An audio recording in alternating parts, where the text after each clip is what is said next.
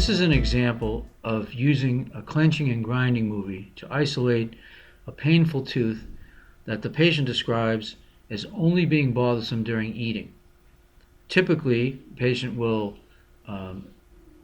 explain that the tooth is sore during the act of chewing, but at no other times. In this case, the patient had 4 CEREC restorations placed on teeth numbers 12 to 15, inlays and onlays, and number 14 was a crown. And after the insertion of the crowns and the inlays, the patient was unable to chew on tooth number 14 without it hurting him, and he went back to his dentist, did make adjustments to tooth number 14, but was unable to resolve pain for the patient using conventional methods such as articulating paper only and visual observation of the occlusal surface of the crown. A clenching and grinding movie is made specifically to isolate a painful contact on a tooth that the patient describes as being sore to chewing rather than sore to biting down vertically. So when someone has a sore tooth to biting down vertically, you can record a multi-bite to isolate that contact. But if the tooth doesn't hurt to bite on and only hurts to chew, the best way to capture which contact is problematic is to use a clenching and grinding movie. And in this case, tooth number 14 is the tooth of concern. So to evaluate this movie for treatment, I'm going to close the active scans pane and open the force versus time graph. And in the force versus time graph, we have 2 distinct periods. An initial closure into MIP, maximum incuspation, where the patient holds their teeth together, although there is some variability in him holding his teeth together.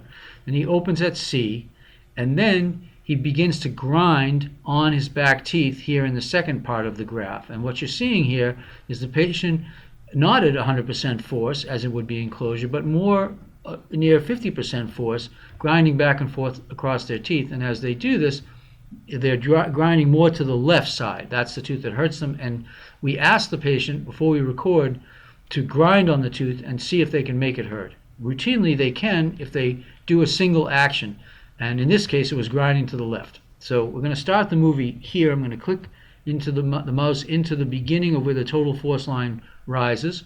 And we're going to watch the patient grind back and forth. And I'm going to play it incrementally. So here, they're closing into MIP, and now they're going to start to grind from about 50% of total force. And you'll see the center of force go left. Now I'm going to turn this 3-dimensional pane this way. Of note, in many of these recordings, not just this example, but in almost every example, there are teeth that take much more force that aren't painful. So in this case, tooth number 15 is taking much more force. Tooth number 2 is taking much more force. 14 is the sore tooth. So it's not to say that you may not adjust these other contacts, but generally you'll see that the painful tooth is not going to be the most forceful tooth. Here we'll continue on. As he grinds to the left, you see the mesiobuccal of 14 rapidly shoot up. And then as he grinds away from it, towards the right, which you can see the center of force will start moving away from tooth number 14 right there, and the force goes down on the mesiobuccal of tooth number 14. Then he reaches back near MIP. Now he's going to come back to his left, and what you see is the mesiobuccal rise to yellow and green, and yellow. And then as he moves away from it, it will decline, and as he moves back towards it, it rises. So the center of force will show you the direction the patient is moving. Watch it carefully go away from him, go away from tooth number 14 after it rises in force. Rises drastically in force, and now he moves back towards MIP. And that's what this circular loop is. Each time he moves towards 14, and each time he moves away 14. So the problem contact is the mesiobuccal. We'll do it once more. There he moves back towards 14. Now he opened.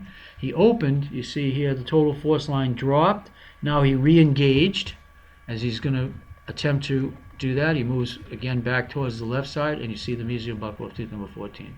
Rise again. So this was the one tooth to be adjusted, this one contact. We marked tooth number 14 mesiobuccal. We had him grind back and forth across the articulating paper, and we relieved tooth number 14. So we re-recorded the same movie in order to see the change.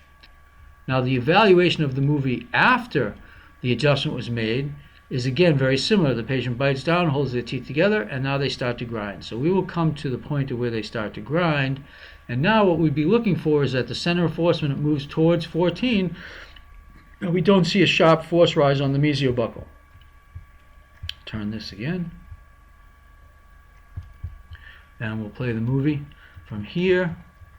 And now his center of force has gone all the way left, and you don't see 14 mesiobuccal rise.